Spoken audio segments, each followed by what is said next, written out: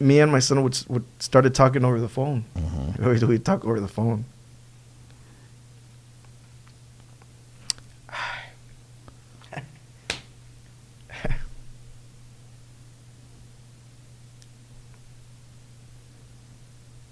Sorry. Yeah. In a second. That's all right, bro. I mean, you know, a lot of people don't that are watching right now don't know this, but Jesse's son was involved in a really bad accident, and we'll talk about that. But So and it was a life-changing experience for Jesse, and but we're talking about when he was coming up, and he started reconnecting with his son on a regular basis through phone calls, and this is just a journey. No cell phones. There was no cell Yeah, phones. it was So all landlines, So I back then. remember I would talk to me, Dad. Tenía la vocecilla de. And how old was he there? Man, he was like 12, 13. Okay, so he was. Ya se le iba cambiando la voz, ¿me entiendes? Yeah. But he would be, Daddy, what are you doing, Daddy? Que hombre, Daddy. He can't. And you were like 27, 28 years old. Y me decía, Dad, I want to go with you.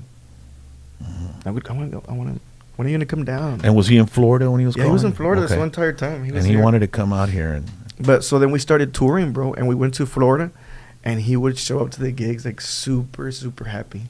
And he wanted to stay, and every once in a while his mom would let him.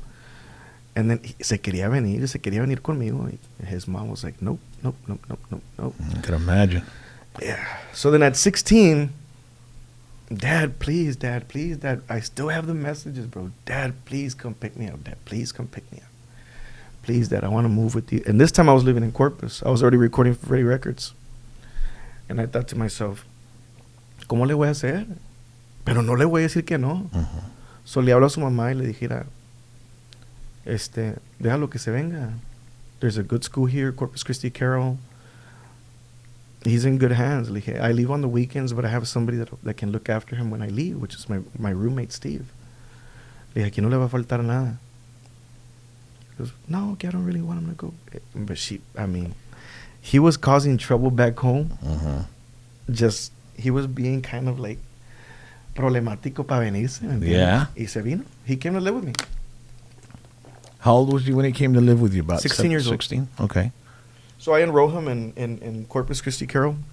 Which is where you were living at the time. And my Studio life was changed, there. bro. Levantarte temprano, hacerle de almorzar, and taking him to band practice, and taking him and picking him up, and it was just life changing. And little did I know that in that room that he was in, he was learning all the Siggno songs, every single one of them. Never knew. What instrument? On the bass. On the bass. I never knew. But I knew that on the weekends he was touring with Los Alegres de Harlingen. So, Los Pecinas, the dad wasn't touring anymore. Ahora era el hijo de Los Pecinas, que es Jorge Pecina. He was touring, and Jake was part of that band, and he would go and play at all the churches. He was doing the same thing I was doing. He was doing with Los Pecinas. So, Jacob would have the opportunity to sing and play the accordion. And at that time, pues teníamos un bass player que se llamaba Chino. His name was Brandon. And I remember that Brandon got in some type of trouble. I don't know what it was. And we had to play the next day. And I was like, ¿a quién le hablamos? Y vamos a hablarle a Felix Intocable. Pues no, hombre, andaba por no sé dónde. He couldn't even help us. Yeah. They were touring, and I was like, who's going to play? Who's You going to play? needed somebody. Hey, que empieza Joey and Richard. Hey, man, I got an idea. Let's get your son. And I said, no way. No. Prior to this, I got to watch him graduate, man. So he was graduated. He had already graduated from high school. I mean, we went He through all was that. available, man. Y me dio cosa, yo digo cosita porque pues son tus hijos, ¿verdad? Pero I remember he was setting up alarms up in San Antonio. Y una vez se le cayó the ladder. The ladder fell from the house, and he was on the roof sitting there, waiting for somebody to come. So he called me. What are you doing, Dad? Le dije, nada. Le dije, ¿qué pasó? Dad, I really don't like my job. Le dije, pues, what are you doing, mijito? Well, I mean, I set up security cameras and I do this, but I'm on top of the roof right now and the ladder fell and I'm waiting for somebody to come.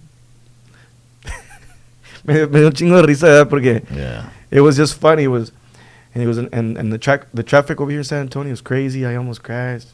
Le dije, no, mijito, pues hay que darle. Le dije, hay que darle. The last thing I wanted him to do was to do what I do. That's the last thing I wanted. And why is that? It's a hard business, bro. But he had you. You know, I mean, He had me, but you were just. Did you have fear? You had some fear of having him in your band? No, I didn't have any fear in the sense of there's a certain power that is here. There's a certain power that an artist that is available for an artist and a band. And if you're too young and you don't know how to develop yourself, it can take you places. It can take you down some dark roads. Mm-hmm. If you don't understand the fame, if you can't handle the adoration, if you can't handle that, you go down the wrong road. You know.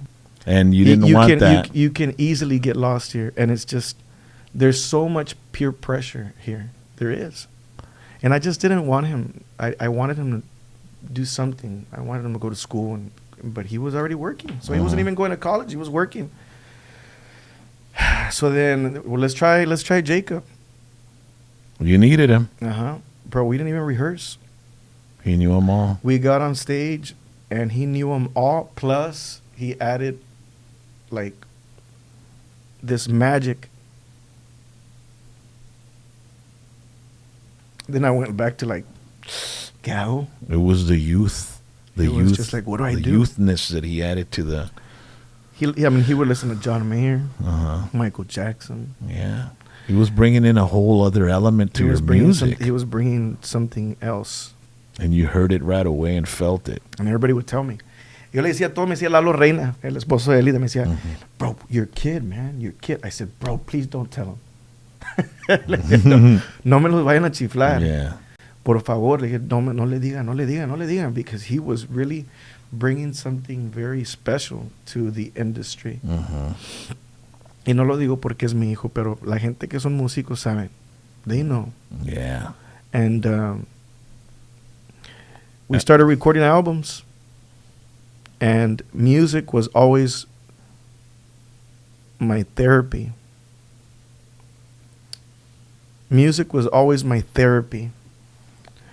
I've seen it when you're in the studio. So imagine if you go to a therapist, and you've been going to this therapist since you were 3-4 years old. And then one day Rock and Roll James, they say, hey man, this is my boy. This is my son. He's going to be in our therapy sessions from here on. Okay. So whenever I have any problems, my son's always going to be present. That was me. Yeah. I brought him into this world of music, and he was amazing, man. He was amazing. He is amazing. And what happened, man? Well,